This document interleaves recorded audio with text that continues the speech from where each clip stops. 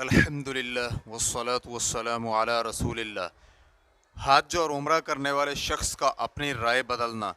سوال کیا گیا ہے، جب کوئی شخص چھٹیوں میں کہیں جانے کا سوچ رہا ہو اور اس کے ذہن میں عمرہ ادا کرنے کی سوچ پیدا ہو جائے، لیکن وہ عمرہ پر جانے کی بجائے کہیں اور چلا جائے، تو کیا ایسا کرنے میں کوئی حرج ہوگا؟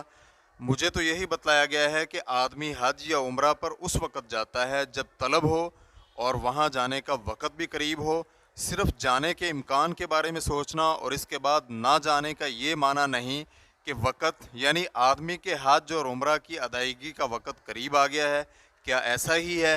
الجواب بعون اللہ سبحانہ و تعالی۔ فریضہ حج کی ادائیگی میں تو جلدی کرنا ضروری ہے، کیونکہ نبی علیہ الصلوۃ والسلام کا فرمان ہے، حج کی ادائیگی میں جلدی کرو، کیونکہ کسی کو یہ معلوم نہیں کہ اسے کیا پیش آ جائے۔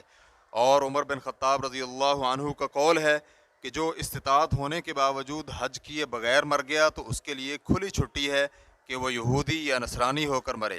لیکن نفلی حج یا عمرہ کے بارے میں انسان اپنی رائے تبدیل کر سکتا ہے، اور جب تک وہ اس کا احرام نہیں باندھ لیتا اس پر اپنی رائے بدلنے میں کوئی گناہ نہیں ہوگا، کیونکہ اللہ سبحانہ و تعالیٰ کا فرمان ہے وَأَتِمُّ الْحَجَّ وَالْعُمْرَةَ لِلَّهِ، اور اللہ رب العزت کے لیے حج اور عمرہ مکمل کیجیے، اور اسے اس کے لیے ایسا وقت اختیار کرنا چاہیے جو اسے مناسب ہو، اور اگر وہ سفر کا عزم بھی کر لے اور عزم کے بعد سفر نہ کرے تو اس پر کوئی حرج نہیں۔